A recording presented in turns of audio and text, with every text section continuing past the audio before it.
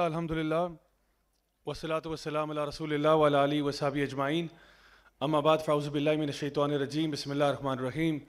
رب اشرح لی صدری ویسر لی امری واحلل عقدۃ من لسانی یفقہوا قولی۔ السلام علیکم ورحمۃ اللہ وبرکاتہ۔ آج ہم لوگ اللہ تعالیٰ کی توفیق سے 29واں پارہ جو ہے اس کی تلاوت سن رہے تھے، اور جو سورہ آج ہم نے منتخب کی ہے جس کے اوپر تھوڑا سا تبصرہ کریں گے، جس کی بات کریں گے، وہ میری بہت ہی زیادہ پسندیدہ صورتوں میں سے ایک ہے، اور وہ ہے سورہ حاقہ۔ اور اس سورہ کے بارے میں یہ کہہ سکتا ہوں کہ واقعی میں اگر آپ نے اپنی آنکھوں سے قیامت کے دن کا منظر جو ہے اس کو ایکسپیرینس کرنا ہو تو یہ سورہ اس کے لیے بہت ہی زیادہ مؤثر ہے۔ اللہ سبحانہ تعالیٰ اس سورہ میں قیامت کے دن کا ایک خاص نام بیان کرتے ہیں، الحاقہ۔ اور الحاقہ جو ہے یہ یعنی حق سے نکلا ہے، اور اللہ تعالیٰ یہاں پہ ارشاد فرماتے ہیں کہ الحاقۃ ما الحاقہ وما ادراک ما الحاقہ، کہ الحاقہ جو ہے یہ جو یقیناً پیش آنے والا دن یا پیش آنے والی ریالٹی یا پیش آنے والی حقیقت یہ کیا ہے، اور تمہیں کیا معلوم یہ کیا، یعنی کہ یہ وہ دن ہے جو آ کر رہے گا، یہ وہ حقیقت ہے قیامت کی جو آ کر رہے گی۔ جتنا مرضی انسان کوشش کر لے کہ میں اس سے کو بچا کے نکل جاؤں، اس سے بچنا ممکن نہیں ہے۔ یعنی آپ کو یاد ہوگا بچپن میں نا ہم لوگ کبھی کبھار کوئی ریئلٹیز ہوتی تھی نا ہماری لائف میں کہ جی فائنل ایگزام آنے ہیں، یا آپ کا ٹیسٹ کوئی ہونا ہے، یا ٹیچر نے اس کے بارے میں پوچھنا ہے، تو کبھی کبھار نا بڑے دل سے تمنا نکلتی تھی کہ کاش یہ ٹیسٹ کینسل ہو جائے، کاش یہ فائنل ایگزامز آ رہے ہیں لیکن ملک کی صورتحال بھی کچھ ٹھیک نہیں ہے، کوئی ایسی ہڑتال ہو جائے، کوئی ایسا پہیا جام قسم کی ہڑتال ہو جائے کہ یہ پوسٹپون ہو جائیں ایگزامز ہمارے۔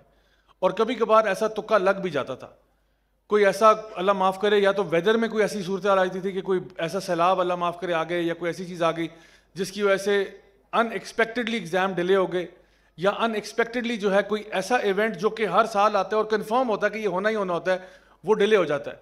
لیکن اللہ سبحانہ تعالیٰ فرما رہے ہیں کہ جو قیامت کا دن ہے یہ الحاقہ اور یہ آ کے رہے گا، اس کو تم جتنی مرضی تمنائیں اور دعائیں کر لو یہ دن ڈیفر نہیں ہونے والا۔ یا آپ کہیں کہ جی میرا جو ہے وہ ڈیٹا کسی طرح ڈیلیٹ ہو جائے، میری فائل کرپٹ ہو جائے، یہ جو کرامن کاتبین میرا ریکارڈ سارا لکھ رہے ہیں یہ فائلیں کہیں گم ہو جائیں، وہ جب یوم القیامہ پہ جب میرے فائلوں کو پوچھا جائے کہ جی وہ جی ہمیں نہیں پتا وہ کہاں گئے رجسٹر، وہ پیچھے اس کو دیمک چاٹ گئی، یا وہ ہمارے جو بارشیں ہوئی تھیں اس میں پانی میں بہہ گئے، کوئی ایسا چکر ہی نہیں ہے۔ یعنی یہ وہ ریالٹی ہے جو آ کر رہے گی، اور اس کے اندر جو جو چیزیں اللہ تعالیٰ نے بتائی ہیں وہ سب ہو کر رہیں گی، اس میں کوئی شک نہیں ہے۔ تو اس لیے سب سے پہلے تو ہمیں یعنی اس سورہ کے اندر انٹر ہوتے ہی پتہ چل رہا ہے کہ جو کچھ بھی ابھی بتایا جائے گا، چاہے آپ کو یہ چیزیں بہت ان ریئلسٹک لگ رہی ہوں، لیکن خدا کی قسم یہ ہو کر رہیں گی۔ آج اس دنیا میں بیٹھے ہوئے امیجن کرنا بھی بڑا عجیب ہے کہ یہ کیسے ہو سکتا ہے۔ اللہ تعالیٰ فرما رہے ہیں جو بھی ہے یہ ہو کر رہے گا، اور جس طرح سے سورہ میں بیان کیا جا رہا ہے یعنی یہ سورہ جو ہے نا یہ آپ کی آنکھیں کھول دیتی ہے کہ وہ ریالٹی جو آنے والی ہے۔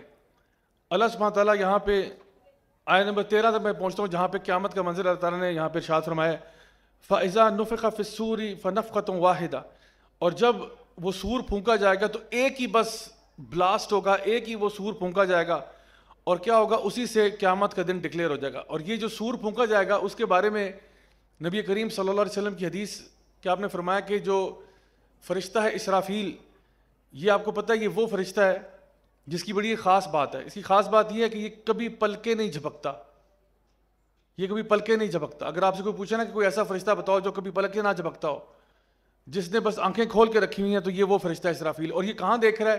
اس کے ہونٹوں کے پاس نا وہ سور لگا ہوا ہے، اور یہ اوپر اللہ تعالیٰ کے عرش کی طرف دیکھ رہا ہوتا ہے کہ حکم آئے تو میں سور پھونک دوں۔ یعنی وہ جو ہارن بلو کرنا نا، یعنی یہ چاہتا ہے کہ ایک لمحے کی بھی تاخیر نہ ہو اللہ کی طرف سے، یعنی خدا نہ خواستہ یہ نہ ہو کہ اللہ کی طرف سے حکم آ جائے کہ قیامت کا وقت آ گیا تو میری آنکھ اس ٹائم پہ بند ہو، یا میں بلنک کر رہا ہوں تو میرے حکم کو ماننے میں ایک ملی سیکنڈ کی بھی تاخیر ہو جائے، وہ یہ افورڈ ہی نہیں کر سکتا۔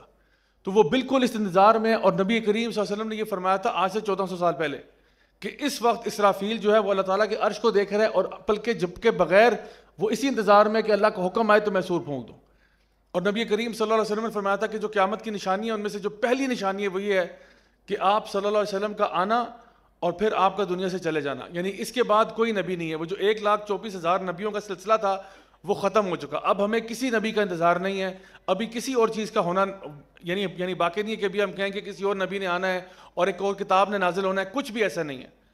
یعنی this is one of the first signs of the day of judgement کہ نبی کریم صلی اللہ علیہ وسلم دنیا سے جا چکے ہیں۔ تو اب سوچیں کہ اب کتنا قریب ہو چکا ہوگا، یہ اللہ بہتر جانتا ہے۔ آگے اللہ تعالیٰ فرماتے ہیں وَحُمِلَتِ الْأَرْضُ وَالْجِبَالُ فَدُكَّتَا دَكَّةً وَاحِدَةً، اور پھر زمینوں اور پہاڑوں کو اٹھا لیا جائے گا اور ان کو ایک ہی ساتھ تباہ کر دیا جائے گا، ایک ہی دھماکہ ہوگا، ان کو تباہ کر دیا جائے گا۔ یعنی جس زمین کو آپ آج جانتے ہیں اور جس آسمان کو آپ جانتے ہیں اور جن پہاڑوں کو آپ جانتے ہیں، ان کو آپس میں پیس دیا جائے گا، یہ ریزہ ریزہ ہو جائیں گے۔ اور قرآن مجید کی دیگر صورتوں میں بھی اس کا منظر پیش کیا گیا ہے کہ پہاڑ جو ہے وہ روئی کے گالوں کی طرح ہو جائیں گے۔ وَسُيِّرَتِ الْجِبَالِ، یعنی جو پہاڑ ہیں وہ سیر پہ نکلے ہوں گے۔ سیر پہ کیسے نکلے ہوں گے کہ جس طرح وہ چیز ہوا میں ڈسٹ بن جاتی ہے نا، پھر آپ اس کو پھونک مارتے ہیں تو وہ اڑ جاتی ہے۔ یعنی ابھی آپ کے سامنے جو مرگلا کی پہاڑیاں ہیں یہ بڑی سٹیبل ہیں، لیکن امیجن کریں کہ ایسا دن ہو کہ مرگلا کی پہاڑی چل رہی ہے اور وہ مرگلا کی پہاڑی نہیں ہے، وہ چورا چورا ہو چکی ہے، ریزہ ریزہ ہو گئی ہے، ایک گرد و غبار کا بس ایک بادل سا بن گئی ہے، اور وہ ایسے چلتی ہوئی جا رہی ہے اور آپ حیران ہو رہے ہیں کہ یہ پہاڑی کدھر جا رہی ہے، لیکن وہ پہاڑی ریزہ ریزہ ہو چکی ہے۔ یہ اللہ تعالیٰ منظر کشی کر رہے ہیں قیامت کے دن کی، کہ جس دن زمین اور پہاڑوں دونوں کو چکنا چور کر دیا جائے گا۔ فَيَوْمَئِذٍ وَقَعَتِ الْوَاقِعَةُ، یہ وہ دن ہے جس دن جو چیز واقع ہونے والی وہ واقع ہو جائے گی۔ یعنی اللہ تعالیٰ بتا رہے ہیں کہ جس دن یہ زمین اور پہاڑ ریزہ ریزہ ہو جائیں گے، اس دن تمہیں پتہ چل جائے گا کہ جس دن کا تمہیں وعدہ کیا گیا تھا وہ دن آج آ گیا۔ وَانشَقَّتِ السَّمَاءُ فَهِيَ يَوْمَئِذٍ وَاهِيَةٌ، اور پھر آسمان کو جو ہے وہ ٹکڑے کر دیا جائے گا، اس کو توڑ دیا جائے گا ایسے جیسے وہ کوئی ٹیشو پیپر تھا۔ یعنی آسمان اللہ تعالیٰ نے سورہ نبا میں کہا جو ہے نا سبعًا شدادا، یعنی بڑے شدید آسمان اللہ تعالیٰ نے آپ کے اوپر یعنی آسمان بنائے ہیں، بڑے سخت ہیں۔ حل تری من فطور، آج ہم نے سورہ ملک میں پڑھا ہے کہ کیا تمہیں اس میں کوئی کریک نظر آتا ہے؟ آسمان پہ تم اپنی نظر دوڑاتے ہو، پھر اوپر دیکھو، پھر اوپر دیکھو، کوئی کریک نظر آتا ہے؟ کوئی کریک نہیں ہے۔ تو اللہ تعالیٰ فرما رہے ہیں اس دن جب اللہ کا حکم ہوگا یہ آسمان بھی آپ کا پھٹ جائے گا، یہ بھی ٹکڑے ہو جائے گا، اور کیا ہوگا؟ سورہ النبا میں فرمایا جیسے کہ ابواب ہے، فکانت ابوابا، جیسے دروازے کھل گئے آسمان کے اندر، اور اس طرح ٹکڑے ہوگا جیسے ٹیشو پیپر تھا، اس کی کوئی اوقات ہی نہیں تھی۔ پھر آگے فرمایا والملک علی ارجائها وَيَحْمِلُ عَرْشَ رَبِّكَ فَوْقَهُمْ يَوْمَئِذٍ ثَمَانِيَةٌ، اور پھر اللہ تعالیٰ فرماتے ہیں کہ پھر وہ جو فرشتے جو ہیں جنہوں نے اللہ تعالیٰ کے عرش کو تھاما ہوا ہے، ان کو آپ دیکھو گے کہ وہ جو ہے وہ آپ کے سامنے آ رہے ہیں۔ يَوْمَئِذٍ تَرْضَوْنَهَا لَا تَخْفَى مِنْكُمْ خَافِيَةٌ، اور اس دن جو چیز بھی یعنی تم نے چھپائی ہوئی تھی، یعنی اس دن وہ سب چیزیں سامنے آ جائیں گی، کوئی بھی چیز اس دن چھپی ہوئی نہیں رہے گی، کوئی بھی چیز خفیہ نہیں ہوگی اس دن۔ آپ کے اعمال، آپ کی باتیں، آپ کی جو کچھ بھی تھا نا، جو دل میں تھا، جو ظاہر تھا، جو باطن تھا، سب کچھ سامنے آ گیا۔ زمین اپنے سارے راز اگل دے گی۔ آپ کو پتہ ہے اس وقت زمین جو ہے نا وہ پھٹنے کو آ رہی ہے، زمین نے کتنے راز پوشیدہ ہیں۔ یہ جس جگہ پہ میں بیٹھا ہوں اس وقت، جس جگہ پر آپ لوگ بیٹھے ہوئے ہیں، پتہ نہیں کیا کچھ زمین پہ ہو چکا ہے۔ کبھی سوچا آپ نے یہ بات؟ پتہ نہیں کتنے لوگ یہاں سے گزرے ہیں، پتہ نہیں کوئی اچھے کام ہوئے ہیں برے کام ہوئے ہیں، کتنے راز ہیں جو زمین کے سینے میں دفن ہیں۔ یہ آپ کے سامنے ایک مین روڈ جا رہی ہے، اس روڈ پہ پتہ نہیں کون کون سے واقعات ہو چکے ہیں، ہمیں تو پتہ بھی نہیں ہے۔ خاص طور پہ وہ جو پرانی سڑکیں ہیں، جی ٹی روڈ ہے ہماری، سلک روڈ ہے، یعنی آپ دیکھیے پتہ نہیں کیا کچھ ہوا ہے وہاں پہ، کتنے کتنے جنریشنز گزری ہیں وہاں پہ، اچھے کام ہوئے برے کام ہوئے، یہ ساری چیزیں نا اس زمین کے سینے میں دفن ہیں، اور اس دن یہ سارے سیکرٹس باہر آ جائیں گے، کس نے کیا کیا سب کچھ سامنے آ جائے گا۔ تو اللہ تعالیٰ فرما رہے ہیں اس دن چھپی ہوئی چیز کوئی بھی نہیں رہ جائے گی۔ فَأَمَّا مَنْ أُوتِيَ كِتَابَهُ بِيَمِينِهِ فَيَقُولُ هَاؤُمُ اقْرَءُوا كِتَابِيَهْ، یعنی اور پھر جس کو اس دن کتاب اس کی نامہ اعمال اس کے دائیں ہاتھ میں دیا جائے گا، اس نے ابھی کتاب پڑھی نہیں ہے، جس کو دائیں ہاتھ میں ملے گی وہ بڑا خوش قسمت انسان ہے۔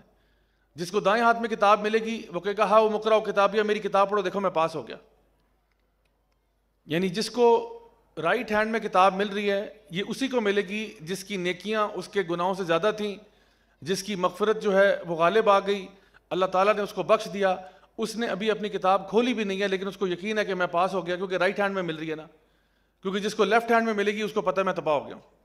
تو رائٹ ہینڈ والا ابھی کتاب کھولی نہیں، وہ لوگوں کو بتا رہا ہے، کیونکہ جب کوئی بچہ پاس ہوتا ہے نا تو سارے بچے کہتے ہیں کیسے تم پاس ہوئے، تم فرسٹ کیسے آئے، بتاؤ تو کیا پڑھتے ہو تم، مجھے اپنی روٹین تو بتاؤ، تمہاری روٹین کیا ہے، کیسے پڑھا کرتے تھے، صبح کیا کرتے تھے، شام میں کیا کرتے تھے۔ اب یہ وہ بندہ جو ہے جو فرسٹ آ گیا ہے، یعنی جس کو دائیں ہاتھ میں کتاب مل گئی، اب وہ لوگوں کو اپنی کتاب پڑھا رہا ہے، دیکھو دیکھو میں نے اس میں کتنے نمبر حاصل کیے، دیکھو میں کیا کام کرتا تھا کہ آج میں یہاں پہنچ گیا۔ تو اللہ تعالیٰ فرماتے ہیں کہ فَأَمَّا مَنْ أُوتِيَ كِتَابَهُ بِيَمِينِهِ فَيَقُولُ هَاؤُمُ اقْرَءُوا كِتَابِيَهْ إِنِّي ظَنَنْتُ أَنِّي مُلَاقٍ حِسَابِيَهْ، مجھے یقین تھا کہ میرا حساب مجھے مل کے رہے گا۔ یعنی یہ بندہ، اس کی ایک صفت بیان کی جا رہی ہے کہ اس کو پتہ تھا کہ میرا حساب میرے سامنے آ جائے گا۔ فَمَن يَعْمَلْ مِثْقَالَ ذَرَّةٍ خَيْرٍ يَرَى وَمَن يَعْمَلْ مِثْقَالَ ذَرَّةٍ شَرٍّ يَرَى، جو میں نے ذرا برابر کیا ہوگا وہ بھی سامنے آ جائے گا، اور جو ذرا برابر شر کا ہوگا وہ بھی سامنے آ جائے گا. یعنی اس بندے کو یقین تھا کہ میرا اکاؤنٹیبلٹی ہوگی، میرا حساب کتاب ہوگا. میں کبھی اس بات سے غافل نہیں رہا کہ میرا امتحان نہیں ہوگا، مجھے پتا تھا میرا امتحان ہوگا، اسی لیے میں زندگی میں بڑے آرام سے چلا، بڑا دیکھ کے چلا کہ کوئی مجھ سے غلطی نہ ہو جائے، کوئی مجھ سے خطا نہ ہو جائے. اللہ تعالیٰ آگے فرماتے ہیں فَهُوَ فِي عِيشَةٍ رَاضِيَةٍ، اس کی بڑی زبردست زندگی ہوگی، عیاشیاں کرے گا، ایسی زندگی جس میں یہ راضی بھی ہوگا اور عیاشیاں بھی کرے گا. کیا عیاشیاں کرے گا؟ وہ اب آپ کی امیجنیشن ہے. جیسے اللہ تعالیٰ ایک اور جگہ فرماتے ہیں نا کہ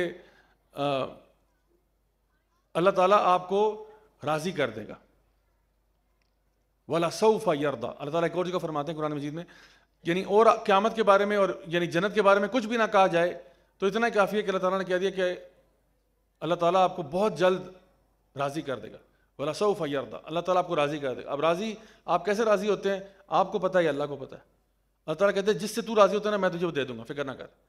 تو یہاں پہ بھی کہا جا رہا ہے کہ فَهُوَ فِي عِيشَةٍ رَاضِيَةٍ، راضی بھی ہو جائے گا وہ اور عیاشیاں بھی کرے گا، اور کتنی کرے گا وہ اللہ تعالیٰ بے حساب دینے والا ہے. فی جنت عالیہ، اس کو ایک اونچے باغات عطا فرمائے جائیں گے. قطوفها دانیہ، جہاں پہ اس کے سر کے اوپر سے پھل آ رہے ہوں گے. یعنی کہ اس کے بارے میں علماء بیان کرتے ہیں کہ وہ لیٹا ہوا ہوگا، اس کو درخت پہ چڑھنے کی بھی ضرورت نہیں ہے. وہ ایسے لیٹا ہوگا نا تو درخت کی جو شاخیں ہیں نا وہ خود بخود اس کے پاس آ جائیں گی. جیسے اس کے دل میں تمنا پیدا ہوگی نا کہ یار یہ میں آم نہ کھا لوں، یہ میں سیب نہ کھا لوں، تو خود بخود شاخ اس کے منہ کے آگے آ جائے گی، وہاں سے توڑ کے کھا لے گا، عیاشی کرے گا. بلکہ ایک اور حدیث میں آتا ہے کہ وہ اگر کوئی پرندہ اڑتے ہوئے دیکھے گا نا تو کہے گا کاش اس کا روسٹ ہوتا میرے پاس، وہ فوراً روسٹ ہو کے اس کے پاس پلیٹ میں آ جائے گا. وہ تمنا کرے گا کہ یار یہ بڑا کوئی مزیدار سی چیز لگ رہی ہے، بس وہ تمنا ہی کرے گا، وہ چیز اس کے سامنے سرو ہو جائے گی. زبردست طریقے سے باربیکیو ہوئی ہوگی، گرل ہوئی ہوگی، ساتھ اس کے جو لوازمات وہ چاہتا ہے وہ ہوں گے. ہر بائٹ لے گا کہ واہ واہ سبحان اللہ. اور پھر دماغ میں خیال آئے گا یار اس سے ملتی جلتی میں چیز کوئی کھایا کرتا تھا دنیا میں، لیکن اس کا مقام ہی اور ہے. وہ ہوتا ہے نا بچپن میں کوئی چیز کھائی ہوتی ہے کہ یار وہ جو کھائی تھی نا بچپن میں وہ بڑی کمال چیز تھی. اللہ تعالیٰ آپ کو ایسا فیلنگ ایسی ہے کہ یار یہ کھائی تھی اس طرح کی ملتی جلتی، لیکن اس کا تو کوئی مقابلہ ہی نہیں ہے. البتہ بچپن میں وہ جو بڑی زبردست قسم کی نہاری کھائی تھی نا اس کا کچھ یاد آ رہی ہے ہلکی ہلکی. وہ جو زبردست قسم کی بریانی کھائی تھی نا اس سے کچھ ملتی جلتی چیز ہے لیکن لیول بہت ڈفرینٹ ہے. تو اللہ تعالیٰ فرما رہے ہیں کہ ان کو اتنا تکلف کرنے کی بھی ضرورت نہیں ہے کہ یہ فروٹ اتاریں، فروٹ خود ہی ان کے پاس آ جایا کرے گا.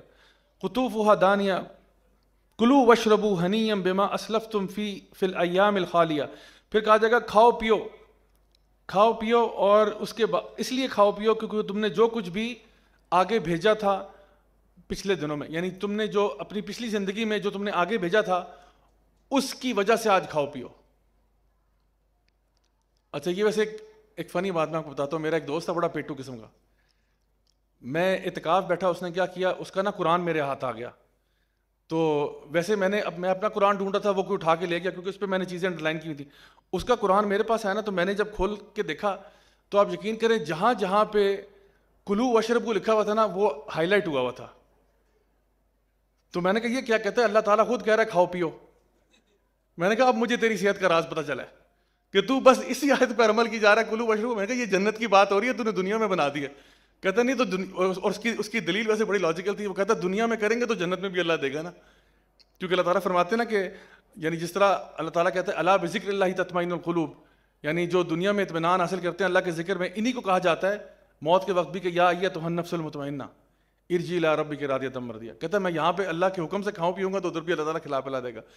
تو بہرحال یہاں پہ اللہ تعالیٰ فرماتے ہیں کلوا واشربوا ہنیئا بما اسلفتم فی الایام الخالیہ، کہ وہ جو تم نے پہلے زندگی میں جو تم نے آگے بھیجا تھا، یعنی ہم آگے کیا بھیجتے ہیں، جو کچھ بھی آپ نے کیا ہوتا ہے وہ آگے چلا جاتا ہے. جیسے آپ ای میل کرتے ہو نا تو ای میل آگے چلی جاتی ہے. اب ای میل جو چلی گئی نا اب وہ واپس نہیں ہو سکتی. جو آپ نے کام کر دیے اب یہ واپس نہیں ہوگا. تو اب آپ جتنے بھی کام اب آپ کر رہے ہیں، ابھی رمضان کا مہینہ چل رہا ہے، آپ یہاں پہ نمازیں پڑھ رہے ہیں، آپ روزے رکھ رہے ہیں، آپ صدقہ خیرات کر رہے ہیں، آپ تلاوت قرآن کر رہے ہیں، دعوت دین کر رہے ہیں، جو بھی خیر کے آپ کام کر رہے ہیں، یہ سب کام پیچھے نہیں چھوڑ رہے، یہ آپ آگے بھیج رہے ہیں. یہ اللہ تعالیٰ آپ کے اکاؤنٹ میں سیو کرتا جا رہا ہے. جیسے نبی کریم صلی اللہ علیہ وسلم گھر پہ آئے نا تو آپ نے سید عائشہ سے پوچھا، کیونکہ ایک وہ انہوں نے جو ہے نا وہ دمبا ذبح کیا تھا، تو آپ نے کہا اس کو تقسیم کر دینا. تو جب واپس آئے تو انہوں نے کہا کہ عائشہ کیا بچا ہے؟ تو انہوں نے کہا یا رسول اللہ بس ایک ران بچی ہے، ایک ران بچی ہے بس. آپ نے فرمایا نہیں، سب کچھ بچ گیا سوائے ایران کے. بات سمجھ میں آ رہی ہے؟ آپ نے کہا وہ جو تم نے دے دیا نا وہ سارا بچ گیا ہمارے لیے, وہ سارا ہمارے اکاؤنٹ میں چلا گیا. اگر کوئی چیز رہ گئی ہے وہ یہ ہے, اگر نہیں بچی تو یہ چیز نہیں بچی, اس کو بھی بچا لو, اس کو بھی آگے فارورڈ کر دو تو یہ بھی ہمارے اکاؤنٹ میں چلا جائے گا.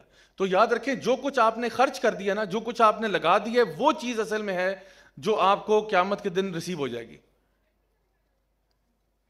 تو ہم نے کیا کرنا ہے, ہم نے زیادہ سے زیادہ چیزیں آگے کی طرف بھیجنی ہیں, اور ان لوگوں کو یہ اسی لیے کہا جا رہا ہے کیونکہ انہوں نے دنیا میں نیکی والے کام کیے تھے. پھر اللہ تعالیٰ فرماتے ہیں وہ اما من اوتی کتابہ بشمالی, اور جس کو اس کے بائیں ہاتھ میں کتاب دی جائے گی, فیقول یا لیتنی لم اوت کتابیہ, پھر وہ کیا کہے گا کہ کاش کہ مجھے یہ کتاب نہ دی جاتی, کاش کہ مجھے کتاب نہ دی جاتی.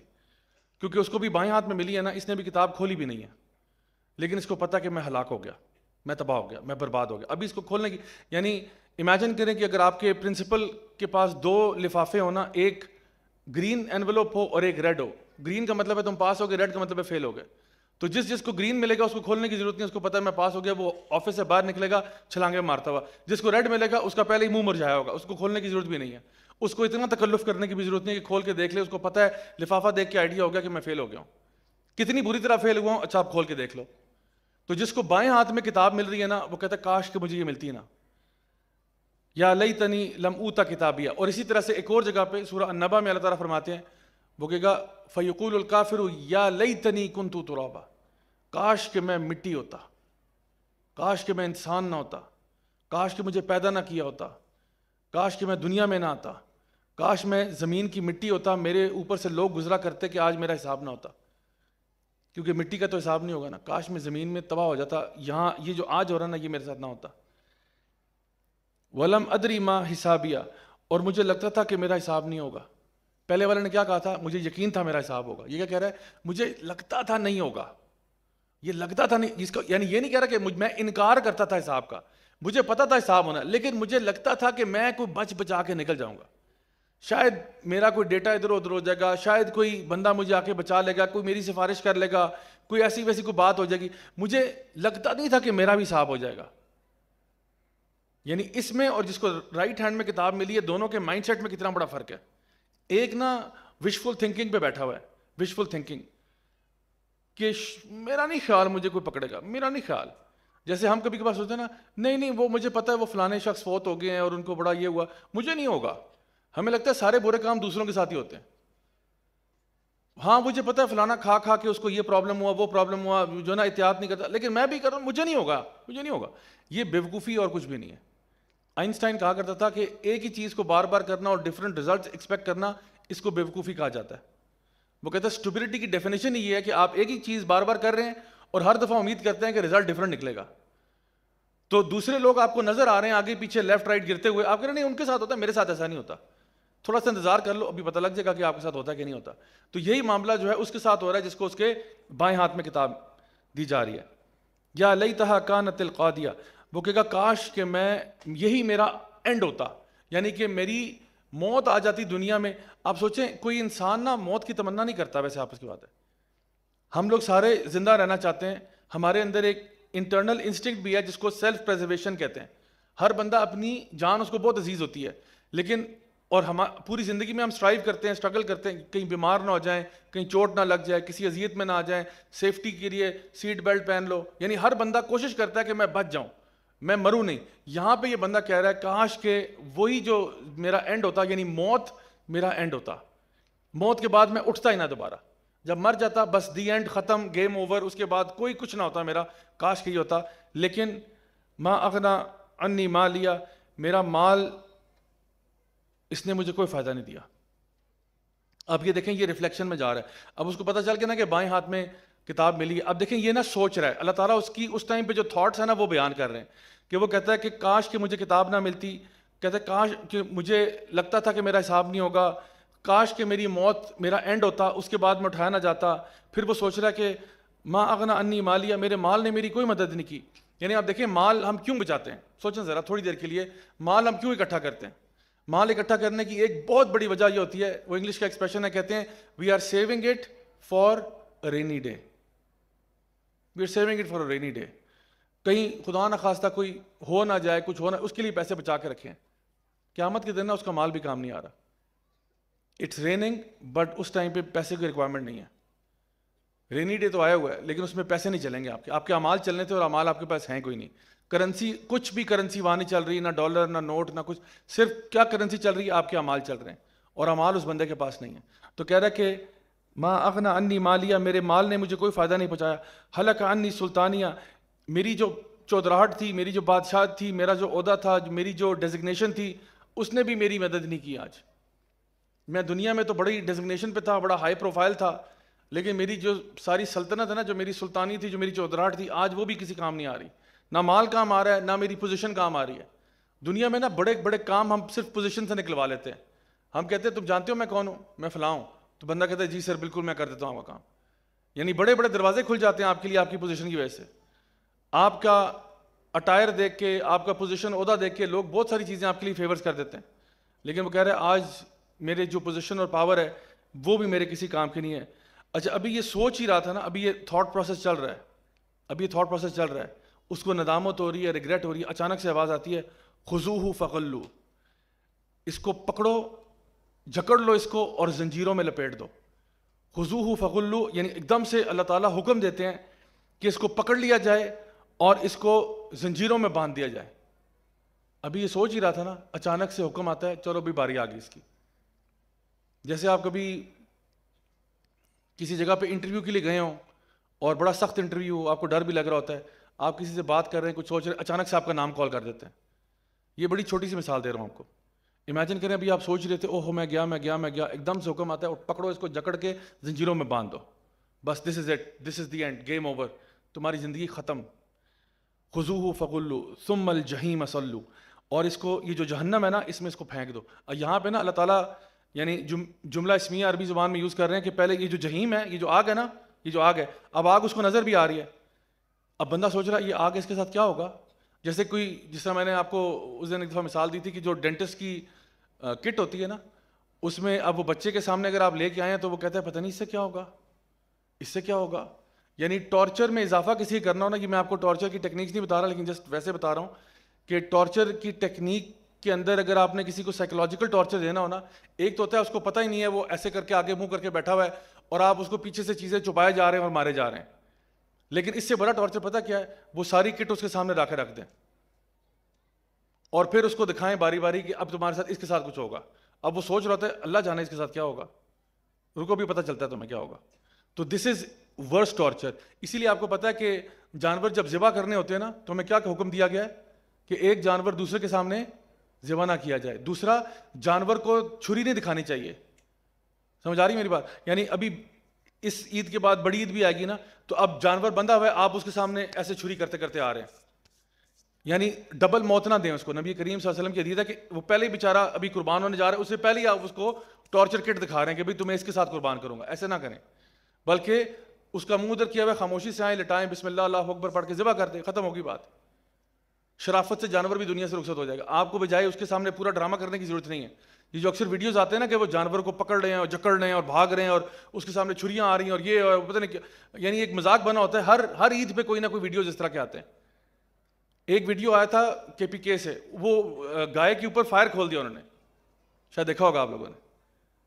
AK-47 سے فائر مار. بھائی یہ قربانی کا جانور ہے، یہ کچھ شکار نہیں ہو رہا. وہ AK-47 لگے دڑ دڑ دڑ دڑ دڑ دڑ فائر مار رہے ہیں اس کے اوپر. اللہ خیر کرے.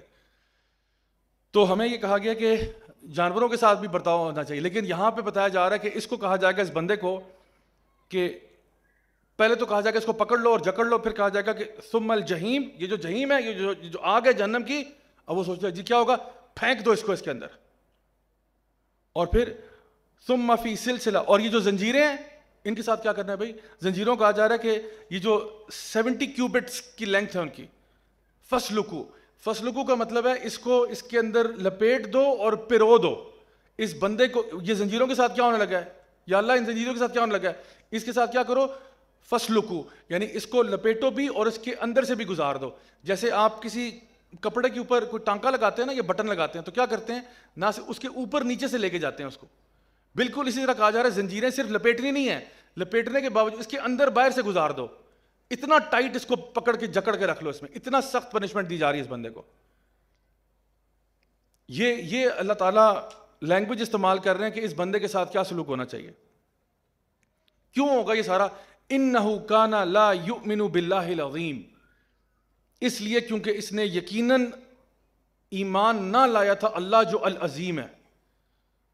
جس اللہ نے آپ کو عقل دیا، شعور دیا، کتابیں نازل کی، انبیاء کو بھیجا، آپ کے لیے سارے وسائل پیدا کر دیے کہ آپ دین کو سیکھتے سمجھتے، آپ کو کامن سینس میں آپ کے ڈال دیا، آپ کی فطرت میں ڈال دیا اللہ تعالیٰ کی معرفت، لیکن پھر بھی اللہ پر ایمان نہیں لایا، پھر بھی سرکش رہا، پھر بھی باغی رہا، پھر بھی نافرمان رہا، اللہ کے دین سے دور ہو گیا. اللہ تعالیٰ فرما رہے ہیں اب اس کے ساتھ یہ سلوک ہوگا.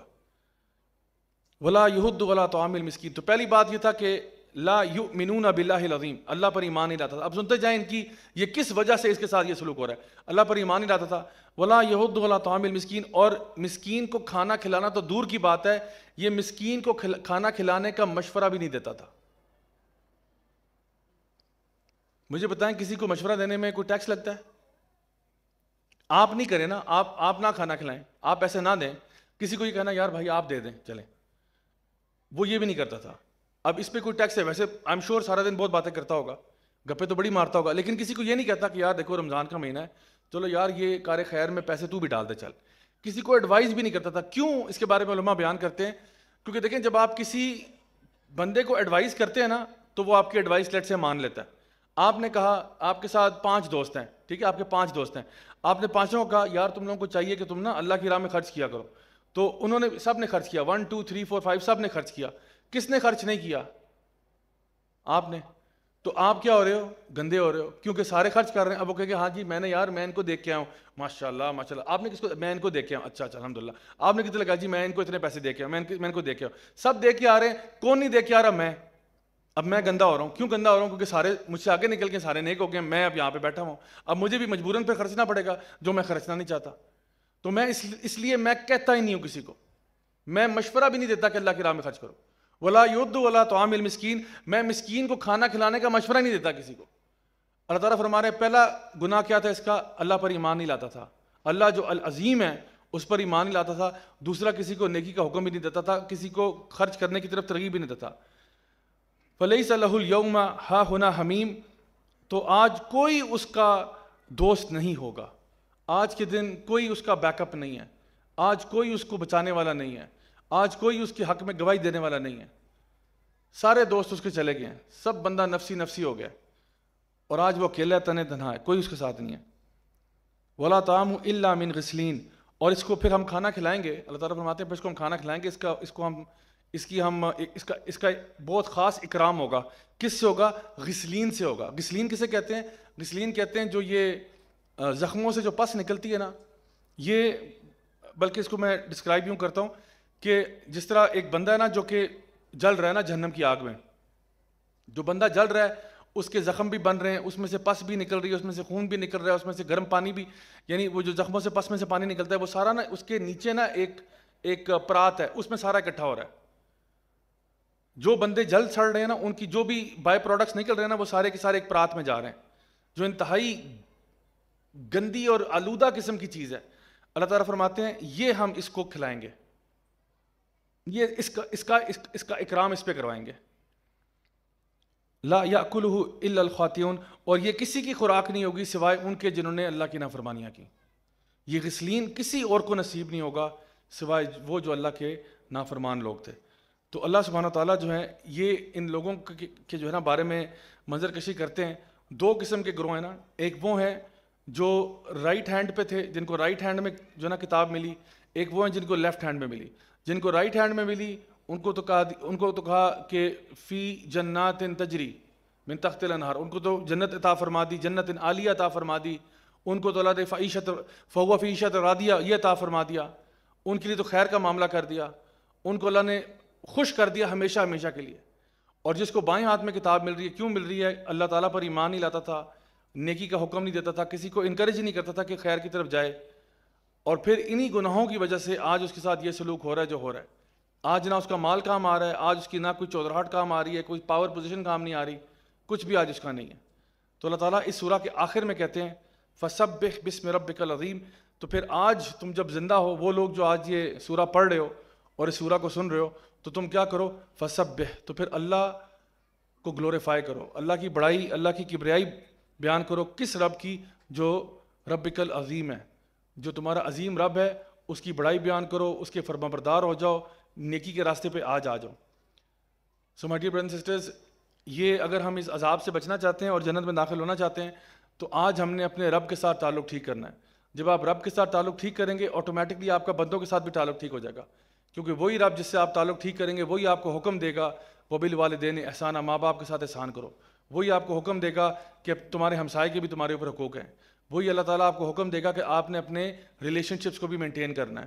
وہی اللہ تعالیٰ آپ کو حکم دے گا کہ آپ نے جانوروں کے ساتھ بھی اچھا سلوک کرنا ہے. یعنی جب آپ اس رب کی فرما برداری میں آتے ہیں آپ دنیا کے لیے خیر کا باعث بنتے ہیں، اور جب اس کی نافرمانی پہ آتے ہیں تو آپ دنیا کے اندر فساد کریٹ کرنے والے بن جاتے ہیں. تو میری دعا ہے کہ اللہ تعالیٰ ہمیں ان صورتوں سے عبرت حاصل کرنے کی توفیق عطا فرمائے، ان پر عمل کرنے کی توفیق عطا فرمائے. اللہ ہمیں اپنے نیک بندوں میں ہمیشہ شامل کرے، ہماری تمام غلطیاں گناہیاں جو ہے نا کوتاہیاں گناہوں کو معاف فرمائے. اللہ ہم سب سے راضی ہو، ہمیں دنیا میں بھی خیر عطا فرمائے اور آخرت میں جنت الفردوس میں اعلیٰ مقام نصیب فرمائے.